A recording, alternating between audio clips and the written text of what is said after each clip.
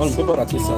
Tu t'édifies et tu peux un peu écouter le Congo ça spirituel. Je ne sais pas si on appelle ça Congo ça spirituel ou c'est quoi, je ne sais même pas. Tu écoutes le conseil du méchant.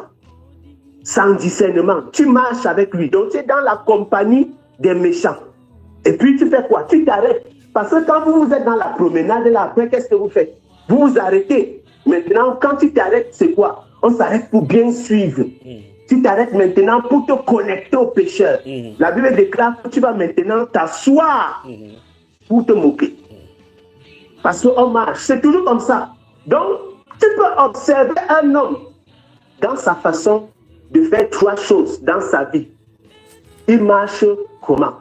Pour le connaître. Il se place où? Il s'arrête où? Si tu vois quelqu'un qui s'arrête toujours devant Paris Foot, qui s'arrête toujours au bar, vous comprenez? Il y a trois façons d'observer les hommes. Il marche comment? Il s'arrête où? Et il s'assoit où? Celui qui s'assoit toujours devant les damiers, qui s'assoit toujours devant Telenovelas, tu vas comprendre quelle est sa vie. Celui qui est attiré par les enseignements des critiques, des enseignements de scanner, des insultes, des injures. Telle personne, c'est un serviteur de Satan. Si c'est ce genre d'enseignement qui t'attire, là où tu marches, comment tu t'arrêtes, où tu t'arrêtes et comment tu t'assois, ça va permettre de discerner quel type de personne tu es. Donc, voilà les trois catégories de personnes qui sont un danger et les trois façons de se comporter qui sont un problème dans notre marche. Et ça discerne, ça permet de discerner quelle est la nature du cœur d'une personne, quelle est la nature de la vie d'une personne. Est-ce que tu cherches le Seigneur? Parce qu'en réalité, si notre vie, si on est vraiment sérieux dans notre marche avec le Seigneur, on va marcher d'une certaine façon. On va s'arrêter à certains endroits et fuir d'autres endroits. Et on ne va pas s'asseoir n'importe où. Mais il dit qu'il fait comment? Heureux, Béato, heureux cet homme-là, qui ne fait pas ces choses, mais il fait comment? Il trouve son plaisir dans la loi de l'Éternel et il la médite jour et nuit. Ce qui avait été annoncé, ce qui avait été déclaré à Josué, c'est ce qui est répété ici. Donc, au lieu de passer le temps à chercher l'apôtre tellement, le prophète tel, le pasteur tel, il faut mieux prendre la parole et méditer jour et nuit. Prends-toi ta parole, la parole qui a été donnée là. C'est la même parole qui a été donnée à ces prophètes-là. Restez dedans. Si lui ment, toi, ne mens pas. Médite. Médite. Médite jour et nuit. Et si tu ne sais pas de quoi il parle, tu restes tranquille. Parce que parfois, des paroles, ça dépasse l'entendement de ceux qui écoutent. Même Jésus a dit des choses. Les gens ont tellement fui qu'il s'est tourné pour demander que vous faites encore, vous aussi ne partez pas. C'est où Pierre a dit qu'on va partir où? Tu as les paroles de la vie. Donc, Jésus lui-même s'attendait, il a regardé comme ça. Parce que ça a cassé les oreilles dans Jean chapitre 6. Les gens qui ont écouté là-bas, ils ont dit que non, ça c'est déjà la sorcellerie.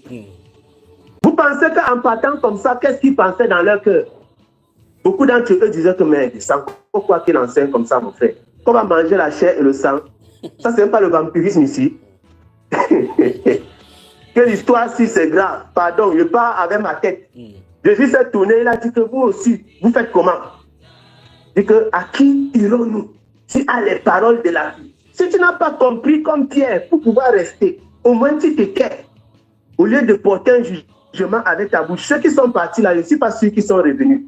Peut-être ils sont partis et go, comme on dit au quartier. La Bible déclare que l'homme qui ne marche pas ainsi, qui n'est pas un moqueur, qui ne cherche pas à juger les serviteurs des autres, mais qui trouve son plaisir dans la loi de l'Éternel et qui la médite jour et nuit, il est comme un arbre planté près d'un courant d'eau qui donne son fruit en sa saison et dont le feuillage ne se flétrit point.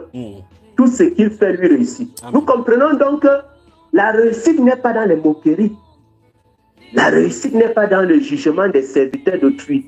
La réussite n'est pas dans le fait de scanner les vies des gens. Parce que ce n'est même pas seulement les vies des serviteurs. Même dans l'assemblée des frères et des sœurs, il y a des gens qui sont toujours en train de regarder la vie des gens. Le type s'il se comporte comment avec sa femme. Le conducteur s'il fait comment. La femme, si c'est la femme du conducteur, elle est comment. toujours en train de scanner la vie des gens, mais toi-même, ta propre vie, tu n'as pas rangé. Tu es toujours en train de chercher l'erreur dans la vie des gens. Mais toi-même, ta vie, c'est les escaliers d'erreur. Il faut ranger. La parole dit que tu te concentres sur ta vie, tu te concentres sur toi et Dieu. Toi et le Seigneur. Seigneur, toi et moi. Je vais lire la Bible là, je dois comprendre ça.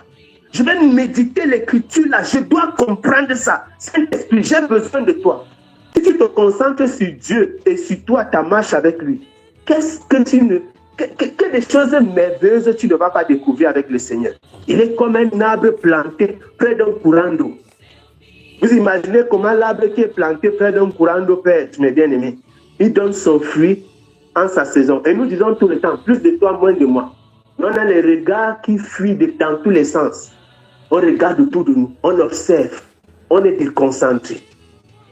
Il est temps de détourner le regard des serviteurs d'autrui, détourner le regard de la sœur, du frère, du conducteur, de qui que ce soit, pour les poser vers le Seigneur, pour les retourner vers le Seigneur Jésus-Christ, vers la parole, afin que nous puissions véritablement porter ce fruit-là, mes bien-aimés. La parole du Seigneur déclare, il donne son fruit en sa saison.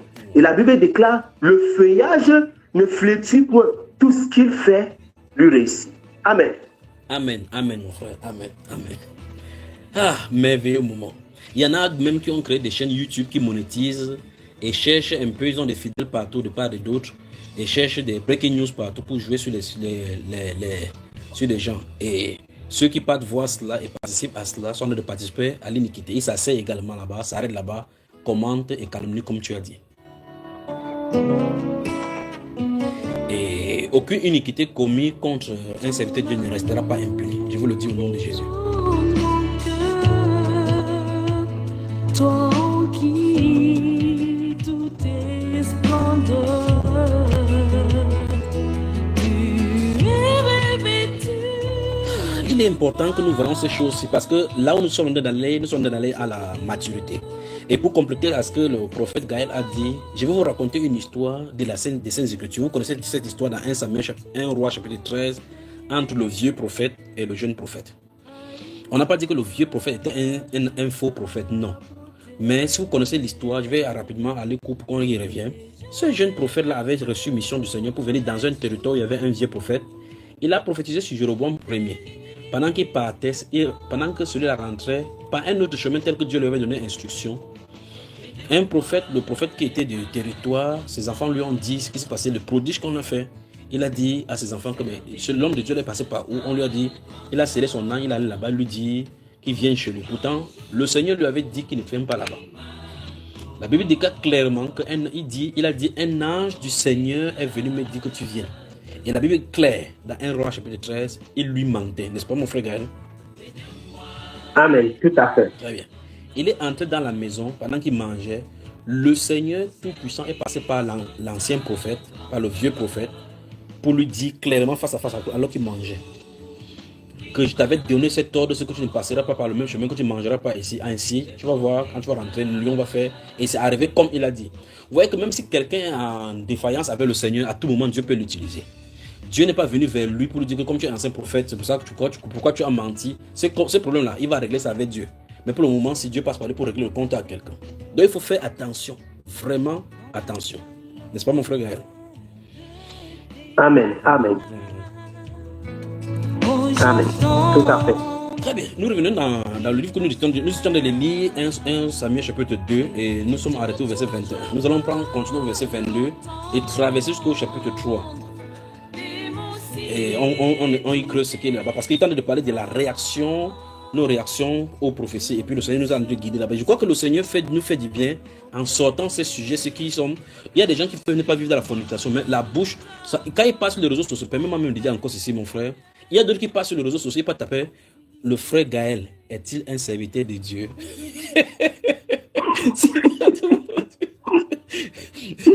Tu viens de citer le passage de Luc chapitre 10 où le Seigneur a dit prier le maître de la moisson d'envoyer les ouvriers à sa moisson. Bon, maintenant je pose la question. Jésus habite sur YouTube, donc il y a Jésus dans un serveur. Écoutez-moi très attentivement. Le Seigneur Jésus est au ciel, il fait tout ce qu'il veut faire sur la terre, il le réalise. Alors, c'est pour ça que j'aime c'est mon épouse qui a trouvé vraiment comment on peut appeler, comment on peut qualifier YouTube. YouTube, c'est le marché central.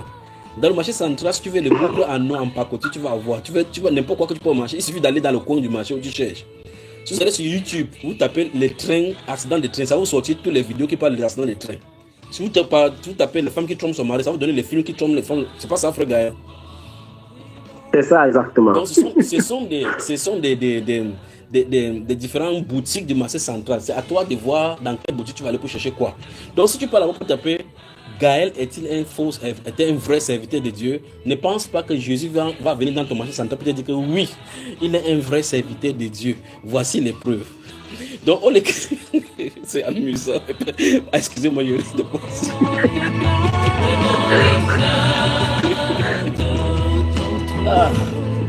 Donc, comme le frère Gaël a pris dans le livre de Psaume chapitre 1, si vous voulez chercher l'authenticité d'un serviteur de Dieu et poser la question, n'allez pas poser la question à YouTube ni à Google. Priez le Seigneur. Que ce Seigneur, c'est toi qui envoies les ouvriers à sa moisson. Est-ce que celui-ci, tu l'as envoyé à ta moisson? Parce qu'il a envie de parler de toi. Est-ce qu'il est connu de toi? Ou est-ce que toi, tu le connais? Et puis, laisse le Seigneur faire. Quand tu finis de prier, tu restes juste tranquille. Un de ces jours, s'il ne te dit pas directement, il va faire tout et tout pour te montrer. Et le but pour lequel il te montre, c'est pas pour que tu parles dans les microphones partout pour parler de lui. Quand le Seigneur montre qu'il n'est pas de lui, ce n'est pas de notre affaire de le faire. Mais nous savons comment nous traitons. Nous prêchons la vérité et ceux qui sont de la vérité vont écouter. Quand tu écoutes la vérité, tu écoutes le mensonge. Si tu as l'esprit de vérité, tu vas discerner où se trouve la vérité, où se trouve le mensonge. Oh Dieu de tous mes espoirs, de ta main tu m'as créé.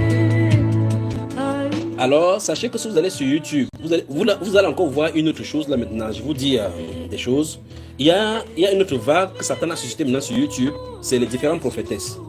Chaque prophétesse a son compte YouTube, a sa révélation. Mais vous allez les voir, elles sont toujours bien habillées comme vous êtes habillés, bon, pour certains d'entre vous. Elles ont le foulard jusqu'à d'autres attachements que dans les yeux. D'autres sont des sorties de révélations maintenant qu'on ne se suit pas avec le papier hygiénique normal translucide. L'autre dit que si on fait l'amour, la femme est au-dessus, c'est la domination. C'est toujours Jésus qui a dit ça. L'autre sort maintenant que l'autre prophétesse n'est pas vraie, ce n'est pas de vrai Dieu. En même temps, l'autre aussi, la troisième, c'est celle qui a dit comme ça que Dieu lui a parlé, dit que c'est pas Jésus qui lui a parlé. De l'autre côté, l'autre qui dit maintenant qu'on porte le rouge, maintenant qu'on ne porte le rouge, s'il y a le rouge, ça c'est Satan. L'autre dit maintenant qu'on porte le vert. Maintenant, elles sont pleines sur YouTube, mettant du doigt sur l'accent sur la sanctification, parlant de Jésus véritablement, disant que Dieu les a envoyés, pourtant parmi il y a la confusion. Vous voyez ce que ça veut de faire? Ça va faire de telle enseigne que vous allez recevoir le message de quelqu'un. Il y avait une autre là-bas qui a dit qu'on ne mange pas à checker. Quand elle a dit comme ça, même les Ivoiriens qui croyaient en elle ont décidé qu'ils ne croient plus en elle parce que à checker dans la Côte d'Ivoire. Que si vous mangez à checker, vous allez aller en enfer parce que celui qui nous a montré qu'en enfer, tu manges à checker, tu vas aller en enfer. Ça, c'est tous les Ivoiriens là qui sont déjà maintenant en enfer. Et donc, vous voyez tout simplement ces choses-là. Chaque soir, ce que je fais avec mon épouse, c'est que quand il y a une nouvelle, je travaille seulement à mon épouse que regarde, voilà, tu as du travail sur la terre. Aussi vrai que j'ai du travail avec les hommes, toi-même tu as du travail avec les femmes. Donc vous voyez que chaque personne, voilà notre vague qui a de sortir. Donc, pourtant, elles seront bien habillées. L'habit que tu portes sur toi ne couvre pas, ça n'empêche pas le démon de se manifester. Parce qu'en fin de compte, les pharisiens qui étaient là, la Bible déclare qu'ils étaient des tombeaux blanchis, c'est ce que Jésus a dit. Donc à l'intérieur, c'était les sépulcres. Pourtant, ils étaient beaux avec les carreaux à l'extérieur. Et ils avaient des franges sur les vêtements bien soignés. Mais c'était des démons. Et vous avez pour père le diable, vous avez des races, des vipères. Donc, et ils sont pleins sur YouTube. Pleins sur YouTube. Et le Seigneur me dit, par là, quand nous étions au Burkina Faso, à l'hôtel, j'ai écrit à l'une, je lui ai dit, j'ai ton message. Et puis je lui ai dit, dès qu'elle dit ton message, elle a appelé, et puis je lui ai dit que je suis tel.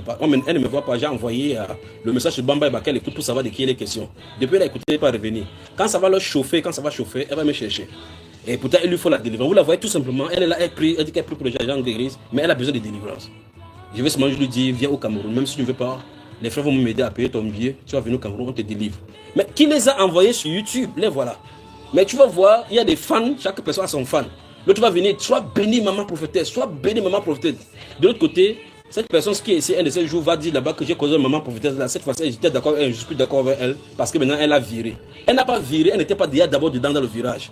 Dès le départ. Tu vois cela?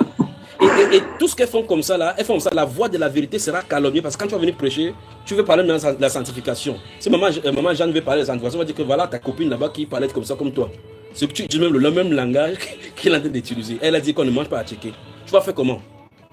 C'est terrible. L'autre a même dit clairement là-bas, celle-ci est plus récente. Elle a dit que si tu fais, bon, il y a les enfants, et si tu fais le truc avec ta femme, vous êtes dans le lit, tu ne sais même pas de toucher les endroits comme le pharaon, les deux montagnes. On ne suce pas ça, c'est réservé au bébé. On ne fait pas de queue que sur la bouche. C'est très grave. C'est les révélations, c'est le Seigneur Jésus qui l'a montré. Il dit que c'est Jésus qui l'a montré comment faire ces choses-là dans le lit conjugal. C'est très grave. Après, vous allez entendre, les gens vont aller appliquer ça. Quand on va finir de les séparer, les maris vont partir, ils vont tourner au Jésus, va les envoyer chez moi. Qu'il faut maintenant les restaurer. Il faut qu'ils partent demander pardon aux hommes pour dire que c'est pas comme ça. Mais qui a envoyé celle-là? C'est Satan qui a créé le trou au milieu de l'église. Il faut que chacun reste à sa place. Tu demandes où est-ce qu'elle sort maintenant? Pourquoi cette vague de prophétesses maintenant? Prophétesse telle, prophétesse telle, prophétesse telle. Oh, telle personne, Mamadou Sango n'est pas serviteur de Dieu. Mamadou Karambe n'est pas serviteur de Dieu. Celle-ci a viré. L'autre là est montée. Celle-ci est descendue. Vous ne voyez pas comment elle danse. Oh, ceci. Qui t'a envoyé? Respirons et puis on revient. Toi en qui tout est splendeur,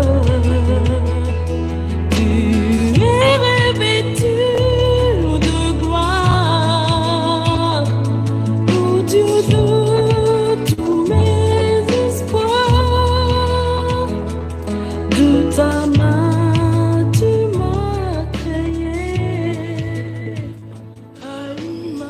Alors que le Seigneur vous bénisse. S'il y a des serviteurs qui sont en train de créer des problèmes dans le corps de Christ, il y a des gens dans le corps de Christ qui sont mandatés par Dieu pour le faire. Ils le font de manière structurelle. Alors mon frère, est-ce qu'on peut continuer? Vous voyez qu'on est encore dans la première articulation. On n'a même pas encore commencé. Il y a au moins 7 articulations ici. Ça va nous laisser aujourd'hui. Est-ce que les frères vont être patients? Pourquoi laisser les toucher même ne serait-ce que la moitié alors?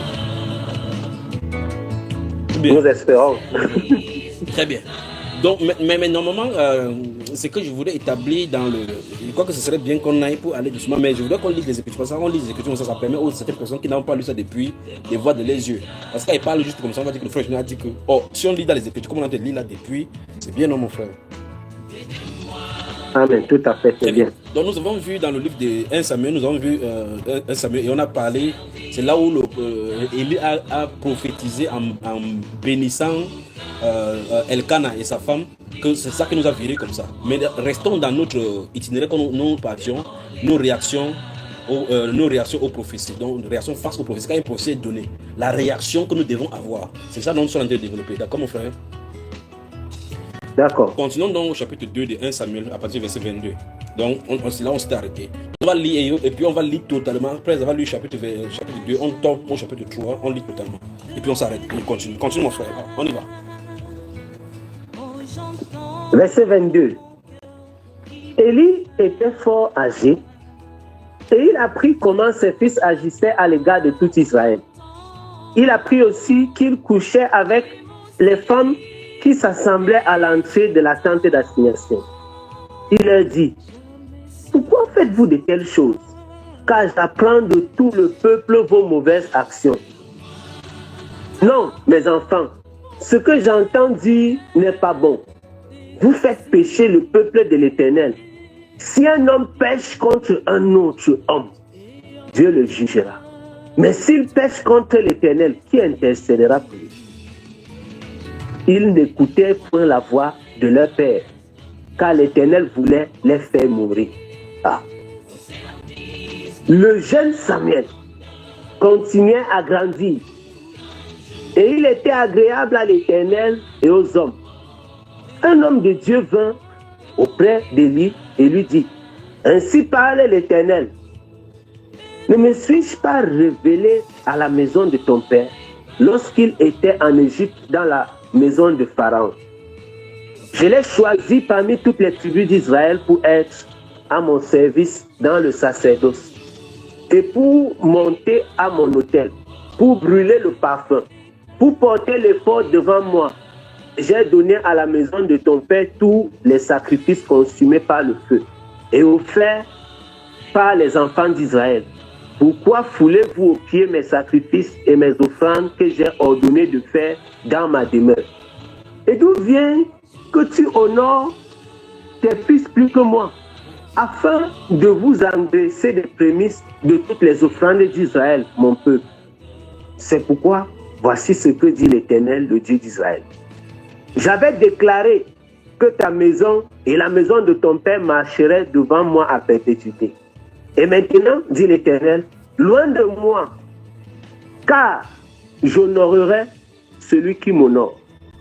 Mais ceux qui me méprisent seront méprisés. Voici, le temps arrive où je retrancherai ton bras et le bras de la maison de ton père, en sorte qu'il n'y aura plus de vieillard dans ta maison. Tu verras un adversaire dans ma demeure, tandis qu'Israël sera comblé de biens par l'Éternel. Et il n'y aura plus jamais de vieillard dans ta maison. Tu entends ça? Je laisserai subsister auprès de mon Éternel l'un des tiens, afin de consumer tes yeux et d'attrister ton âme. Mais tous ceux de ta maison mourront dans la force de l'âge. Et tu auras pour signe ce qui arrivera à tes deux fils. Ophni et Phiné, ils mourront tous les deux le même jour. Je m'établirai un sacrificateur fidèle qui agira selon mon cœur et selon mon âme. Je lui bâtirai une maison stable et il marchera toujours devant mon nom. Et quiconque restera dans ta maison viendra se prosterner devant lui pour avoir une pièce d'argent et un morceau de pain. Et dira, attache-moi, je te prie, à l'une des fonctions du sacerdoce, afin que j'aie un morceau de pain à manger. Merci mon frère, arrêtons-nous d'abord là-bas. Donc nous voyons très bien que Dieu a changé de ton par rapport à un décret qu'il avait fait précédemment. Parce qu'il a dit que j'avais dit à la maison de ton père, j'avais promis ceci, j'avais déclaré ceci. Mais il dit, et maintenant, loin de moi cela, car je n'honore celui qui m'honore. Tu vois un peu cela? Donc il a changé. Dans un commencement, on reviendra sur ça dans le livre de Jérémie chapitre 17, chapitre 18, et par rapport à tout ce temps-ci, et Exode chapitre 28, par rapport à l'établissement de ces sacerdoces. On voit comment le comportement de quelqu'un dans le livre de prophétie, par rapport à ce qu'ils ont fait dans la suite des temps, ont fait le temps, c'est que Dieu change de ton et d'orientation dans la famille. De la même façon, comme Phiné, le premier Phiné qui était sous Moïse, a pris la lance et détruit cette manzanie qui était venue faire infester le peuple d'Israël, et Dieu a fait alliance avec lui pour sa génération. Tu vois ça, frère? Donc notre réaction face à la chose de Dieu est très importante. Avançons maintenant. Nous avons vu clairement comment Dieu a dit, d'où vient-il que tu honores tes fils plus que moi? Oh, c'est un prophète qui est sorti de nulle part pour venir parler cela. Il dit que tu as un problème, tu en es d'honorer. Oh, il a seulement juste dit à ses enfants, il dit, mes enfants, ce que j'entends dire de vous n'est pas bien, hein? C'est pas bon ce que vous faites. Hein?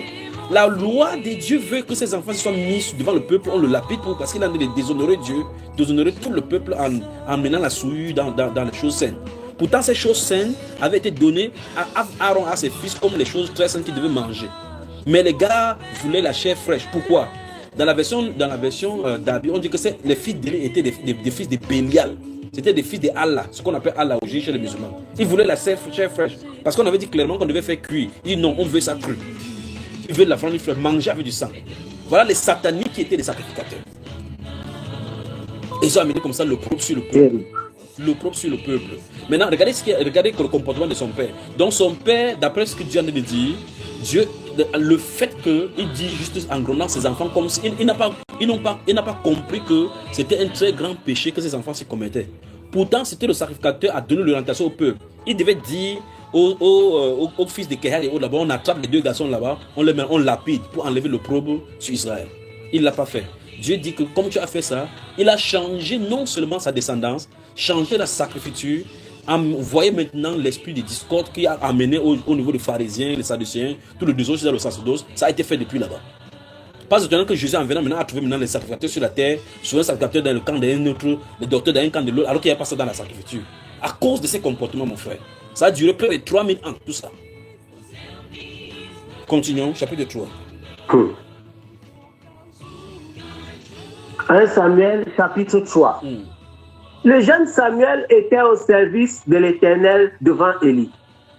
La parole de l'Éternel était rare en ce temps-là. Les visions n'étaient pas fréquentes. En ce même temps, Élie, qui commençait à avoir les yeux troubles et ne pouvait plus voir, était couché à sa place. La lampe de Dieu n'était pas encore éteinte et Samuel était couché dans le temple de l'Éternel où était l'arche de Dieu. Alors l'Éternel appela Samuel. Il répondit, « Me voici. » Et il courut vers Élie et dit, « Me voici, car tu m'as appelé. » Élie répondit, « Je n'ai point appelé. Retourne te coucher. » Et il alla se coucher.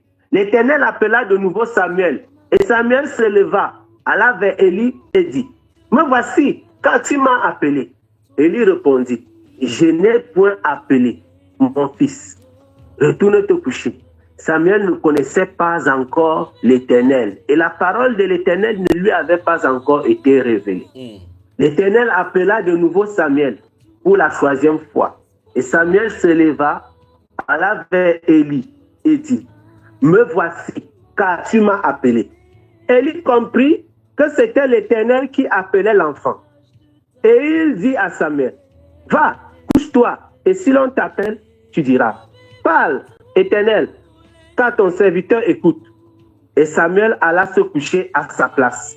L'Éternel vint et se présenta, et il appela comme les autres fois, « Samuel, Samuel. » Et Samuel répondit, « Parle, car ton serviteur écoute. » Alors l'Éternel dit à Samuel, « Voici, je vais faire en Israël une chose qui étourdira les oreilles de quiconque l'entendra. » Ça, c'est un enfant qui parle En comme ça. ce jour, Écoute mon frère, ça c'est la première parole que Dieu parle à un enfant. Peut-être il n'a même pas 7 ans parce qu'on dit qu'il portait un peu la robe encore là-bas.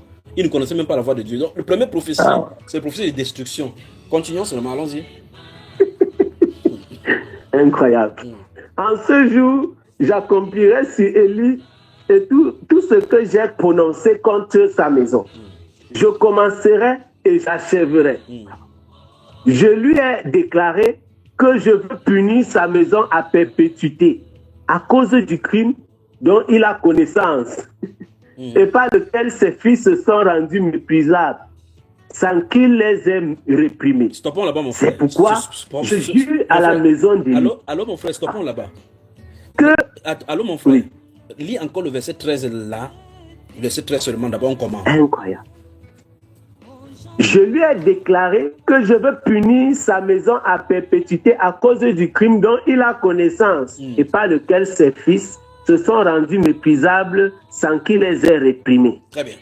On a vu ça dans le chapitre 2, comment un prophète est venu le dire ça, non? Amen, exactement. Et Dieu a dit au travers de ces prophètes là-bas, d'où vient-il que tu honores tes fils plus que moi? D'après ces paroles, si Dieu attendait une réaction à la prophétie de la part de Samuel, donc de la part d'Élie. Et ceci, un père, voici, si vous voulez, pour ceux qui font l'étude d'un père, voici un père inconscient. Un père, il a joué le rôle aussi d'un père inconscient.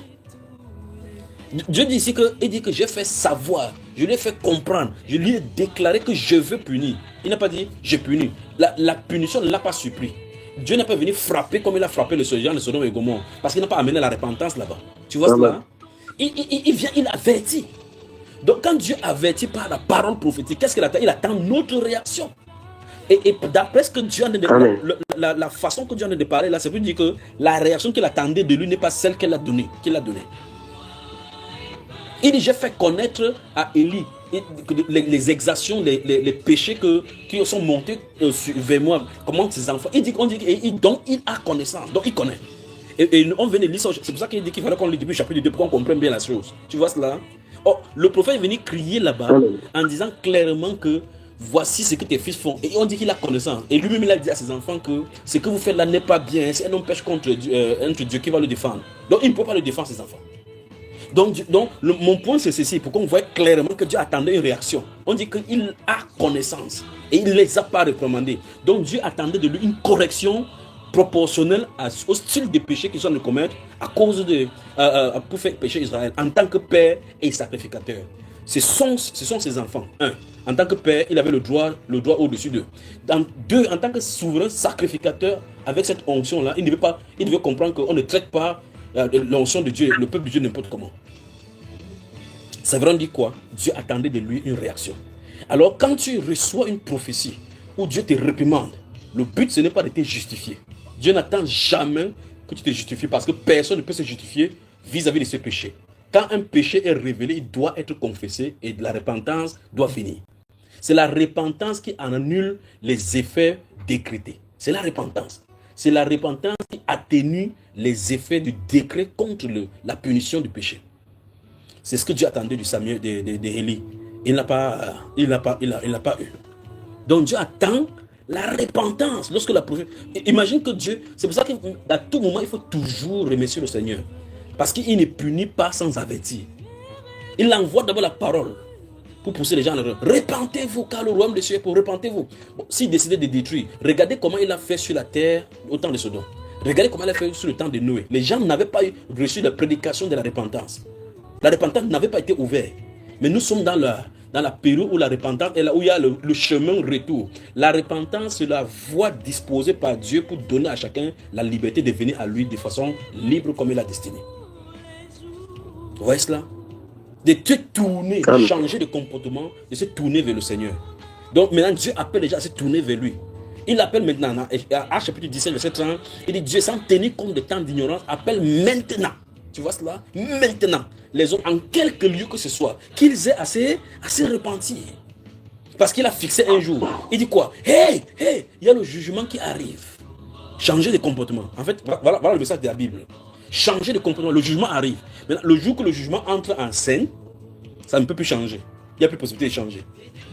Quand il se lève pour effrayer la terre, tous ceux qui vont passer avec fracas la terre ont été déjà faits. Quand il a mis les blés au grenier, vient maintenant le temps des vendanges, de la destruction des livrets.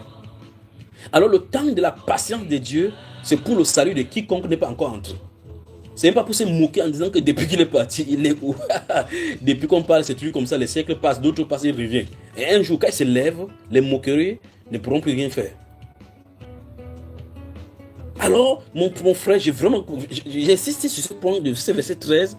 Le Seigneur dit ici, il parle comme ça à Samuel, un jeune enfant qui est dans la sacrifice, qui est un novice.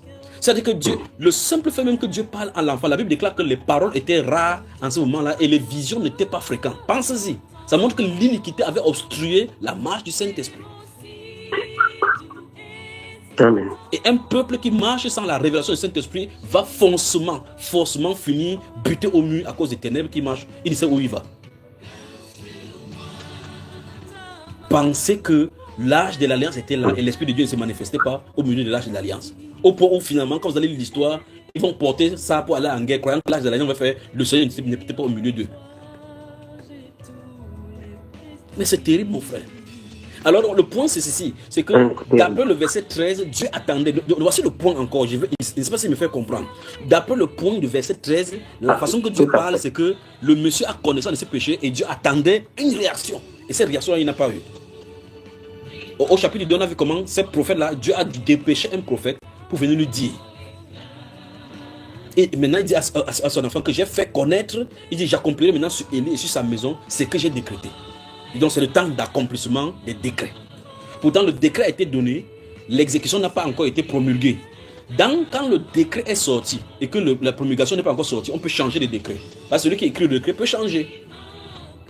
Mais quand les anges sortent pour l'exécution du décret, ils n'ont plus de possibilité de changer.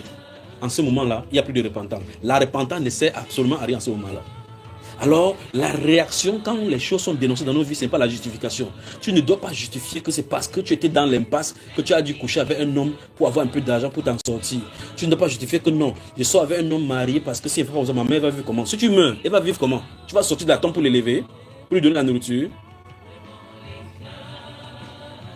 Donc on peut attendre. Dans le psaume chapitre 125, le verset 3, il dit car le sceptre de la méchanceté ne restera pas sur le lot du luxe, sur le lot du luxe. Je vais revenir dans la deuxième partie ou troisième partie là-bas, afin que les justes ne tendent pas les mains vers l'iniquité. Donc Dieu va traiter avec l'iniquité, avec la méchanceté, avec son bâton qu'il met sur les justes, les obstacles, la main qu'on étend sur les lots du juste, les lots, l'appartenance, la portion du juste.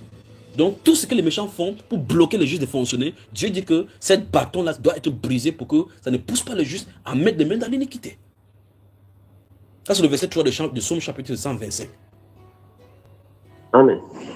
Alors, lorsque nous suivons ce que Dieu fait dans les Saintes Écritures, ces choses sont mises dans la Bible pour que petit à petit, on comprend le comportement de Dieu, que notre Dieu, quand il laisse l'air pour juger, il est juste dans ses jugements.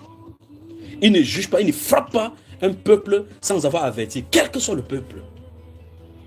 Il use de patience pour que chacun entre dans la repentance.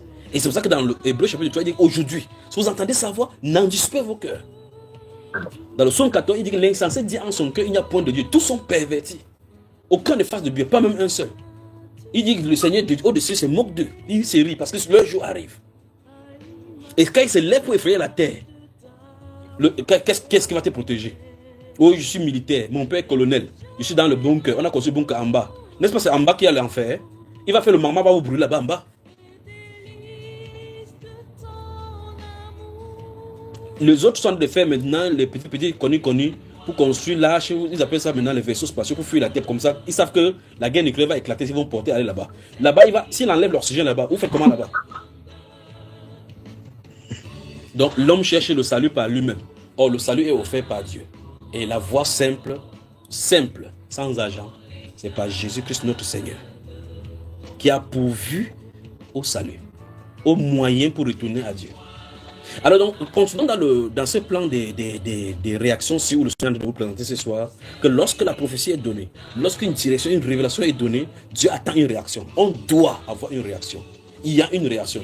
J'essaie de prendre ceci parce que c'est les événements qui sont arrivés devant nous. Il faut que vous me compreniez très bien parce que quand on va finir ceci, on va prendre une deuxième partie, on va parler maintenant des événements qui sont censés arriver. Pour que vous compreniez pourquoi ça nous dit ceci. Il y a des merveilleuses promesses. Il y a des merveilleuses choses que Dieu a dit. Amen.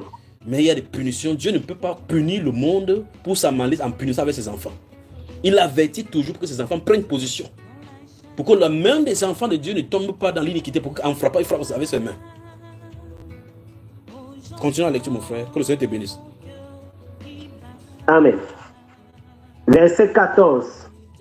C'est pourquoi je jure à la maison d'Élie que jamais le crime de la maison d'Élie ne sera expié. Frère, tu as entendu ça? Ni pas des Tu entends ça? sacrifices Tu entends terribles. ça? Tu entends ça, mon frère? C'est terrible. Juste un pardon. Juste livrer ces deux toutoureaux qui créent le problème là-bas, c'est que la génération devait être pardonnée. Le voilà, regarde ce qui est écrit. Il dit qu'il jure que ça ne sera pas point pardonné. Continuons, mon frère. Incroyable.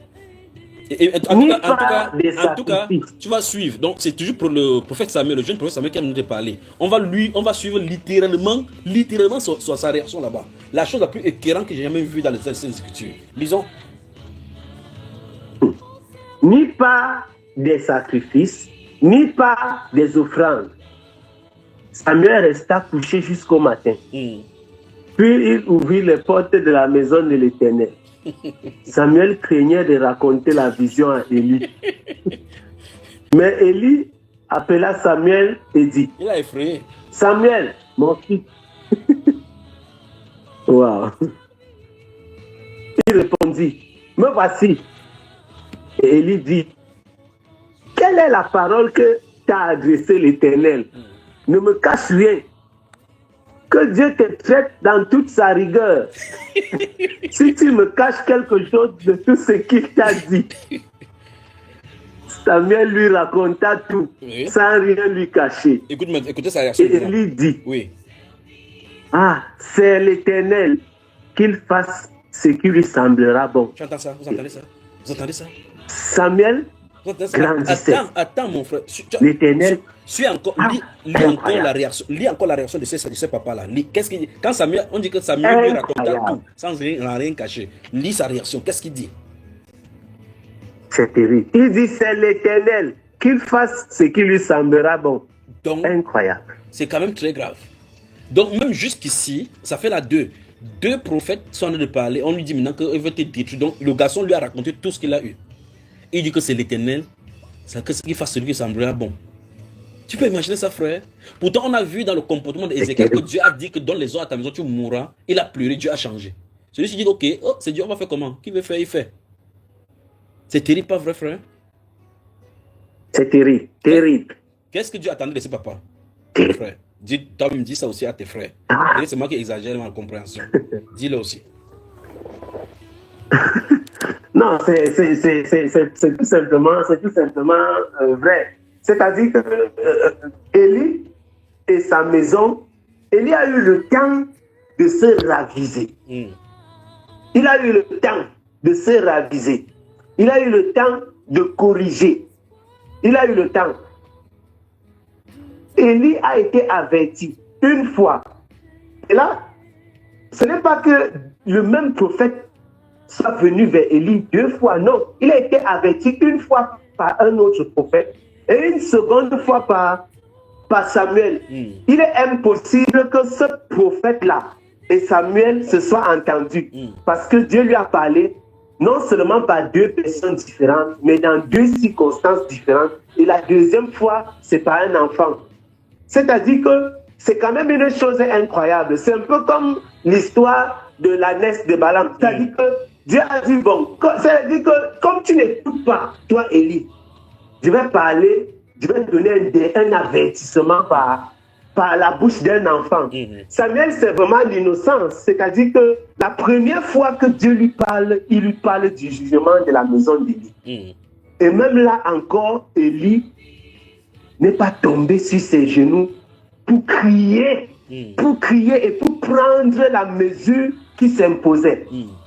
Mais pourtant, on sait quand même que normalement, Samuel étant le sacrificateur en chef en Israël, il n'ignore pas ce qui est arrivé au fils de son père. Exactement, au fils d'Aaron. Qui sont morts et Dieu a interdit même au père de faire le deuil. Donc, il n'y a pas quelqu'un en Israël normalement qui devait être informé sur la façon dont il faut faire l'œuvre de Dieu avec droiture, avec justice, avec sanctification. Non, avec sainteté. Avec crainte et Il tremblement. savait. C'est... Waouh. Mais la réaction de Samuel est tout simplement déconcertante. C'est-à-dire que c'est incroyable.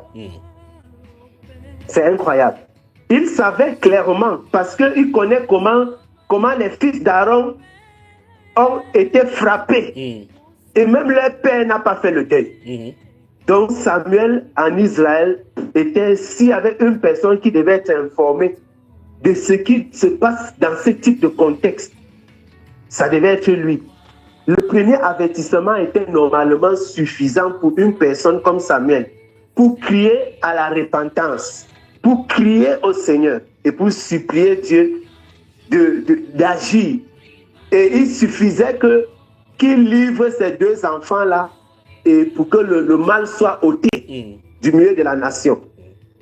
Mais effectivement, nous comprenons que Dieu sonde, Dieu discerne les cœurs des hommes. Parce que lorsque le Seigneur dit que Samuel a honoré ses enfants plus que Dieu, on ne peut ne pas comprendre.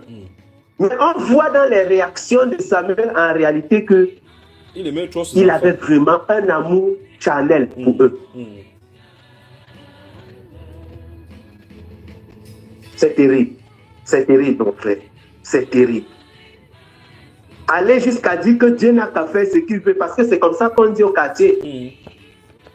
Que c'est lui, Dieu, qui fasse ce qui lui semble bon. Qu'en tout cas, c'est Dieu, non? Il n'a qu'à faire ce qu'il veut. Alors, c'est déconcertant. Il faut que le peuple de C'est Dieu, déconcertant. il faut que le peuple de Dieu tire instruction de ces choses aujourd'hui. Si les bonnes choses sont dites sur nous, nous avons un rôle à jouer. Et on va voir cela dans un autre enseignement si le Seigneur permet. Si les mauvaises choses sont dites sur nous, il n'y a pas 2 voies. C'est la repentance.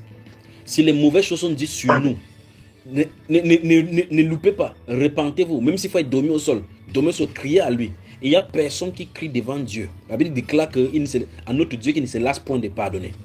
C'est auprès de lui dans sa miséricorde, Dieu a toujours. Et la Bible déclare qu'il ne dédaigne pas un cœur contre un esprit abattu. Dès que tu es abattu, prenons le cas de Samuel, de Saül. Tout à l'heure, nous avons vu quand David est en train de demander comment l'esquiver. Mais allons voir la chute de Samuel, de Saül. Ça va aussi nous enseigner. Alors, au chapitre 15. Au chapitre 15, on connaît l'histoire quand il va recevoir le message d'aller détruire les Amalécites pour faire sentir la colère de Dieu aux Amalécites par rapport au précédent qu'ils avaient eu 400 ans plus tôt avec Israël. Pas vrai? Amen. Allons-y donc voir la désobéissance. Au chapitre 15. Oui, chapitre 15 de 1 Samuel. C'est quand même terrible. Le temps manque Samuel de parler chapitre de Akaza. Le temps manque de Akaza, de Josias, de Osée. Le temps manque pour parler de Jéroboam 1, Jéroboam 2, des Zimri, de Joachim, tout cela. Chapitre 15. Allons-y, lis mon frère. Vas-y, verset 1. 1 Samuel chapitre 15. Samuel dit à Saül, c'est moi que l'Éternel a envoyé pour t'oindre roi sur son peuple, sur Israël. Écoute donc ce que dit l'Éternel. Ainsi parle l'Éternel des armées. Je me souviens de ce qu'Amalek fit à Israël lorsqu'il lui ferma le chemin à sa sortie d'Égypte. Va maintenant, frappe Amalek et dévouer par l'interdit tout ce qui lui appartient. Tu ne l'épargneras point et tu feras mourir hommes et femmes, enfants et nourrissons, bœufs et brebis, chameaux et ânes. Saül convoqua le peuple et en fit la revue à Télaïm. Il y avait 200 000 hommes de pied et 10 000 hommes de Juda. Saül marcha jusqu'à la ville d'Amalek et mit une embuscade dans la vallée. Il dit aux Kéniens, allez, retirez-vous, sortez du milieu d'Amalek, afin que je ne vous fasse pas périr avec lui, car vous avez eu de la bonté pour les enfants d'Israël lorsqu'ils montaient d'Égypte. Et les Kéniens se retiraient du milieu d'Amalek. Saül bâtit Amalek depuis Avila jusqu'à Shur, qui est en face de l'Égypte. Il prit vivant Agag, roi d'Amalek, et lui dévoua par l'interdit tout le peuple en le passant au fil de l'épée. Mais Saül et le peuple épargnèrent Agag, et les meilleurs brebis, les meilleurs bœufs, les meilleures têtes de la seconde portée, les agneaux gras et tout ce qu'il y avait de bon. Il ne voulut pas le dévouer par interdit, et il dévouait seulement tout ce qui était méprisable et chétif. L'Éternel adressa la parole à Samuel et dit, je me repens d'avoir établi Saül pour roi. C'est terrible. Car il se détourne de moi et n'observe point mes paroles. Samuel fut irrité et cria à l'Éternel toute la nuit. Il se leva de bon matin pour aller au-devant de Saül. Et on vint lui dire, Saül est allé à Carmel, et voici il s'est érigé un monument. Terrible. Puis il s'en est retourné. Et passant plus loin, il est descendu à Gilgal. Samuel se rendit auprès de Saül, et Saül lui dit, sois béni de l'Éternel. J'ai observé la parole de l'Éternel. Samuel dit, qu'est-ce donc ce bêlement de brebis qui parvient à mes oreilles et ce mugissement de bœuf que j'entends? Saül répondit, ils les ont amenés de chez les Amalécites parce que le peuple a épargné les meilleurs brebis et les meilleurs bœufs afin de les sacrifier à l'Éternel ton Dieu. Et le reste, nous l'avons dévoué par interdit. Samuel dit à Saül, arrête et je déclarerai ce que l'Éternel m'a dit cette nuit. Et Saül lui dit, parle. Samuel dit, lorsque tu étais petit à tes yeux, n'es-tu pas devenu le chef des tribus d'Israël? Et l'Éternel ne t'a-t-il pas oint pour que tu sois roi sur Israël? L'Éternel t'avait fait partie en disant, va et dévoue pas interdit ces pécheurs, les Amalécites. Tu feras la guerre jusqu'à ce que tu les aies exterminés. Pourquoi n'as-tu pas écouté la voix de l'Éternel? Pourquoi t'es-tu jeté sur le butin? Et as-tu fait ce qui est mal aux yeux de l'Éternel? Saül répondit à Samuel, j'ai bien écouté la voix de l'Éternel et j'ai suivi le chemin par lequel m'envoyait l'Éternel. J'ai amené Agag, roi d'Amalek. J'ai dévoué par interdit les Amalécites. Mais le peuple a pris sur le butin des brebis et des bœufs, comme prémisse de ce qui devait être dévoué, afin de les sacrifier à l'Éternel ton Dieu à Gilgal. Samuel dit, l'Éternel trouve-t-il du plaisir dans les holocaustes et les sacrifices, comme dans l'obéissance à la voix de l'Éternel? Voici, l'obéissance vaut mieux que les sacrifices, et l'observation de sa parole vaut mieux que la graisse des béliers. Oh Seigneur, amen. Car la désobéissance est aussi coupable que la divination, et la résistance ne l'est pas moins que l'idolâtrie et les théraphines. Puisque tu as rejeté la parole de l'Éternel, il te rejette aussi comme roi. Wow. Maintenant, alors, prêtons attention maintenant à la réaction de Saül. C'est ça qui nous intéresse, parce qu'il y a une parole qui est sortie, ils ont discuté, bon, il y a beaucoup de choses à parler là-bas. Déjà, des choses comme ça, j'aime prêcher ça en présentiel pour regarder les gens droit dans les yeux avant de lâcher certaines choses. Donc, regardons maintenant sa réaction, la réaction de Saül, et on va parler de cela. Alors, Saül dit à Samuel, j'ai péché, car j'ai transgressé l'ordre de l'Éternel, et je n'ai pas obéi à tes paroles. Je craignais le peuple, et j'ai écouté sa voix. Maintenant, je te prie, pardonne mon péché, reviens vers moi, et je me prosternerai devant l'Éternel. Stoppons là-bas. Stoppons là-bas. Amen. Vous voyez donc, c'est si nous amorçons maintenant avec les gens qui ils peuvent avoir véritablement une réaction prophétique, mais la réaction est charnelle, la réaction est superficielle, tout simplement pour la protection, pour la précipitation des yeux. La façon dont on voit que Samuel est en train de faire là-bas, ce n'est pas une repentance. Il veut toujours que Samuel soit avec lui pour que les autres voient qu'il est toujours avec le roi, avec le prophète. Amen. Vous voyez? Et regardez la réaction de David. Prenez ça et comparez avec la réaction de David dans 2 Samuel chapitre 13, chapitre 12, 11 et 12, lorsqu'il va avec Bathsheba. Vous voyez la réaction, vous allez voir que c'est différent. Regardez la réaction avec Ézéchias alors qu'on est venu annoncer la parole. Il dit ouais, je me repens. J'ai transgressé ta parole. Ouais, je n'ai pas fait ce que Dieu dit. Donc, il y a des gens qui ont les repentances sur les lèvres sans en comprendre les implications de leurs fautes. C'est-à-dire quoi? Amen. Quand tu as compris exactement quelle est la faute que tu as commise, ça produit rapidement la repentance. Une tristesse à l'intérieur, comme mon grand frère dit, à tristesse, à salut. Ce type de repentance, ça produit la tristesse à salut dans lequel on ne se repent pas. C'est-à-dire que ça peut te faire pleurer, tu vois, que quelqu'un coule les larmes parce que tu as brisé une alliance. Et c'est ça, c'est cet esprit brisé et contrit que Dieu voit en la repentance. Donc la repentance ne consiste pas seulement à bavarder des lèvres. Quelqu'un peut faire un procès devant le toi, qui demande pardon, alors qu'en réalité, ça n'a pas touché le cœur. La preuve, la personne va quitter dans les minutes qui suivent, il commet les mêmes exactions. Vous comprenez cela? Parce que la personne n'a pas vu l'horreur de son acte, l'horreur de ce qu'il a fait. Alors, ces genres de confessions superficielles arrivent quand vous remarquez, par exemple, dans l'assemblée.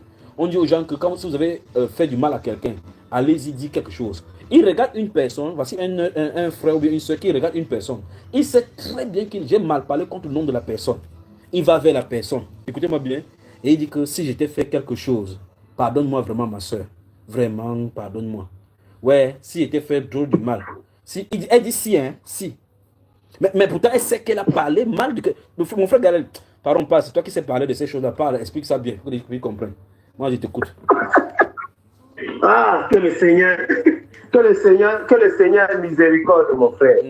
Que le Seigneur ait miséricorde. Parce que vraiment, on doit sortir vraiment de la mesquinerie et des demi-repentances. Ou alors même les fausses repentances. Parce que ces choses-ci bloquent vraiment le peuple de Dieu et ça bloque le déploiement de l'œuvre du Seigneur dans les vies.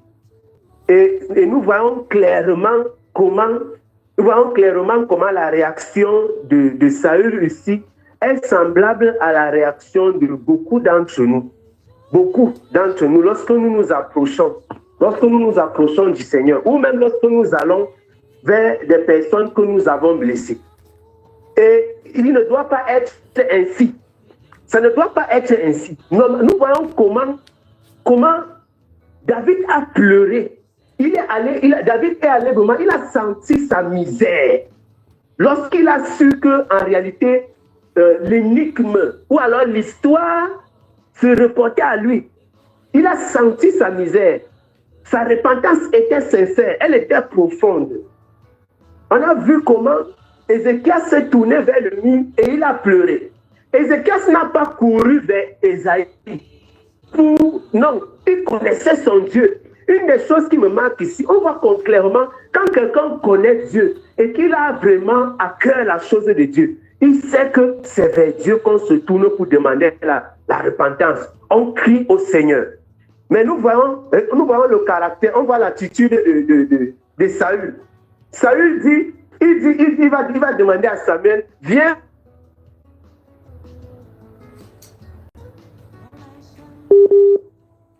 Le réconfort. C'est la présence de Samuel qui l'intéresse. Et donc, quand on vient à l'assemblée, par exemple, de tout prendre l'exemple de mon frère tout à l'heure, on vient à l'assemblée parce que le frère Junior est là, ou bien parce que les conducteurs sont là. On dit, c'est le moment vraiment de nous repentir ou alors de demander pardon à Dieu pour telle chose. Allez vers votre frère. Donc, c'est la présence des conducteurs qui fait même que les gens se déplacent. Ça veut dire, en réalité, si le conducteur n'était pas là, si les bien-aimés n'étaient pas là, peut-être ils n'allaient jamais se repentir. Normalement, vous n'avez pas besoin, après la parole du Seigneur, après que nous ayons écouté une prédication, un message, vous n'avez même pas besoin que le frère Junior vous demande d'aller voir votre frère. Normalement, dès que le message est fini, quand l'assemblée finit, à l'instant là, pendant que les gens sont en train de se séparer, tu dois aller vers ton frère. On ne doit même pas faire ces choses dans l'assemblée c'est comme si, mais normalement, chacun écoute la parole pour changer. La parole du Seigneur déclare dans le livre des Jean, il dit que tu ne dois pas regarder ton visage dans le miroir, tu te tournes, tu oublies. On vient faire quoi dans l'assemblée? Ce n'est pas le théâtre. Parce que normalement, quand on écoute le message, tu écoutes, tu scannes. En quoi est-ce que ça me concerne? Aujourd'hui, on a parlé du vol. Est-ce que je suis un voleur? Aujourd'hui, on a parlé de telles choses. Qu'est-ce que je dois faire? Mes bien-aimés, souvenez-vous, ce n'est pas Jésus qui a demandé à Zachée de faire quoi que ce soit. La personne même à qui Jésus a demandé de vendre ses biens, le gars est parti en courant. Le gars a regardé comme ça, il a dit que moi, je dois vendre mes biens. Non, mais souvenez-vous, Jésus n'a pas demandé à Zachée de faire quoi que ce soit.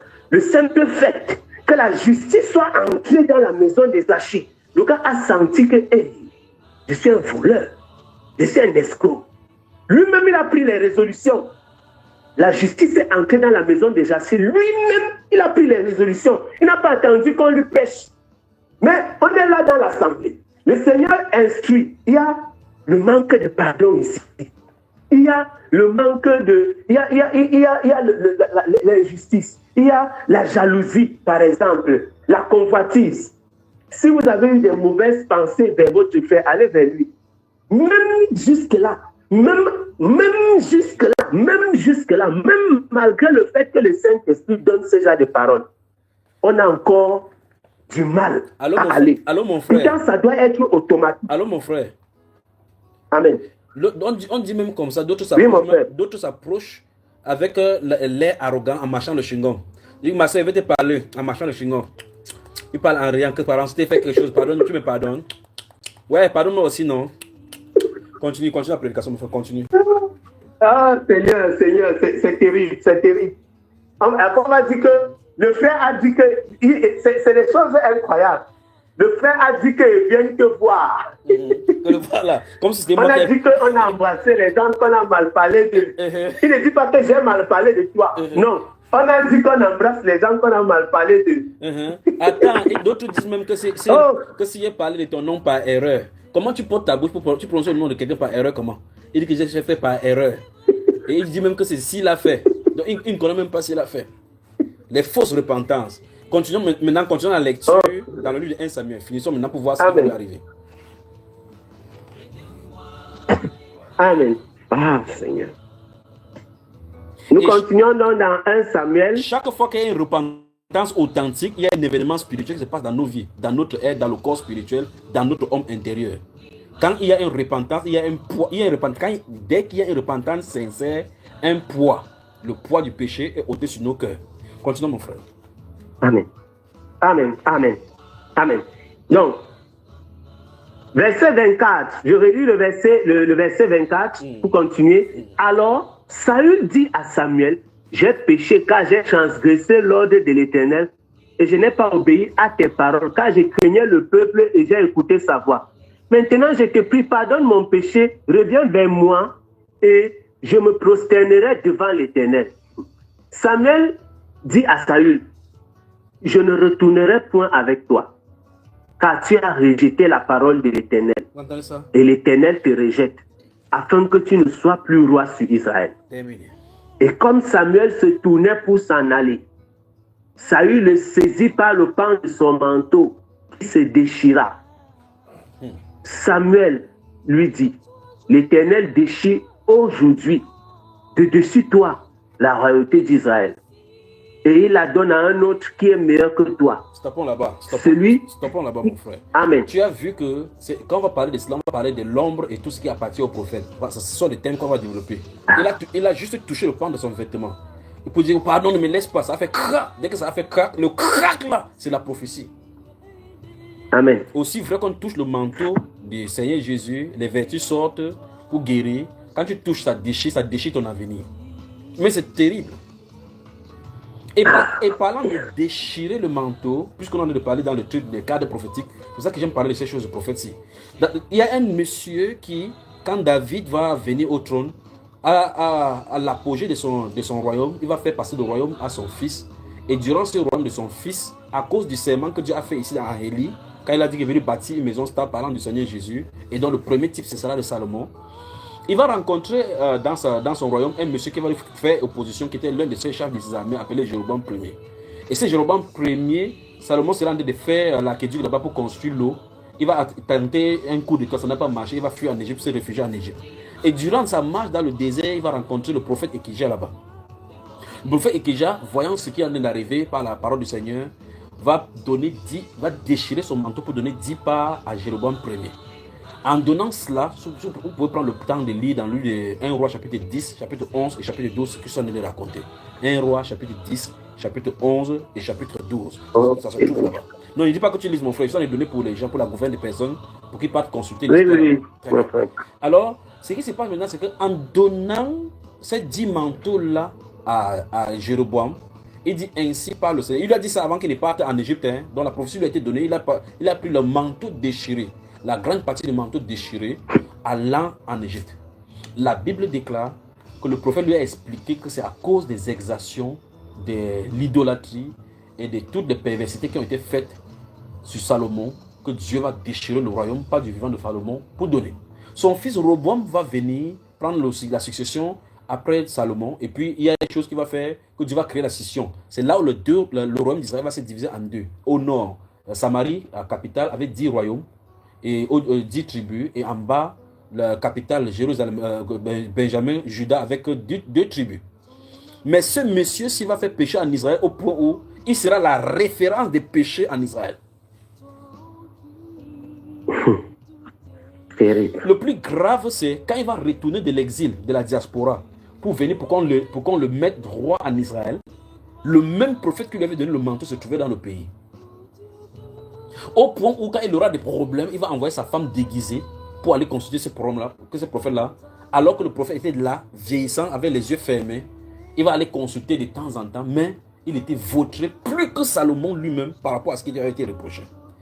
Nous avons besoin des positions, des réactions aux prophéties qui nous ont été données. Donc quand les prophéties sortent, nous devons prendre position.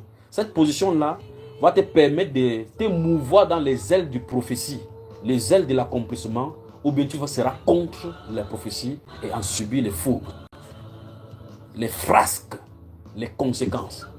Chaque personne est tenue soit d'observer les réactions, de réagir, soit dans le sens des prophéties, ou bien dans le sens, ou bien autre sens, dans le sens négatif des prophéties. Pendant que je vais parler maintenant,